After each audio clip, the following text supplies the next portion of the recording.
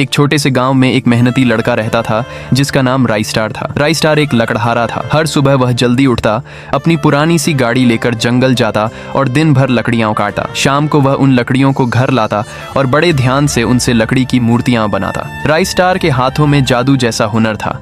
उसकी बनाई हुई मूर्तियां इतनी असली लगती थीं कि लोग दूर दूर से उन्हें देखने और खरीदने आते थे। और राइस्टार दिन ब दिन अमीर होता जा रहा था। एक दिन सुबह हमेशा की तरह राइस्टार जंगल गया। वह लगातार पेड़ काटा रहा। धीरे धीरे उसने आधा जंगल काट दिया। थककर उसने अपनी कुल्हाड़ी एक बड़े पेड़ के पीछे रख दी और कटी हुई लकड़ियों को गाड़ी में भरकर घर चला गया। लेकिन जल्दी में वह अपनी कुल्हाड़ी जंगल में ही भूल गया। रात हो चुकी थी। जंगल में गहरी शांति छाई हुई थी। हवा भी धीरे धीरे पेड़ों के पत्तों को हिला रही थी। तभी अचानक पेड़ों के पीछे से हल्की सी हलचल हुई। अंधेरे से एक अजीब सा दानव बाहर निकला। वह दानव पूरी तरह सोने का बना हुआ लग रहा था। उसका शरीर ऐसे चमक रहा था जैसे उसमें सूरज की रोशनी कैद हो। जैसे ही उसने जमीन पर पड़ी राइस्टार की कुल्हाड़ी उठाई, चमक, कुल्हाड़ी अचानक सोने की कुल्हाड़ी में बदल गई। पूरा जंगल एक पल के लिए सुनहरी रोशनी से चमक उठा। दानव धीरे से मुस्कुराया और फिर अंधेरे में गायब हो गया। सुबह हुई। राइस्टार अपने घर में सो रहा था। अचानक उसे याद आया, अरे मेरी कुल्हाड़ी तो जंगल में ही रह गई। वह तुरंत उठकर जंगल की तरफ दौड़ा। जंगल पहुंचकर उसने घंटों तक अपनी कुल्हाड़ी ढूंढी। आखिरकार उसे वह पेड़ के पीछे मिल गई। जैसे ही राइस्टार ने कुल्हाड़ी उठाई, उसने देखा कि कुल्हाड़ी सोने की तरह चमक रही थी। राइस्टार थोड़ा हैरान हुआ,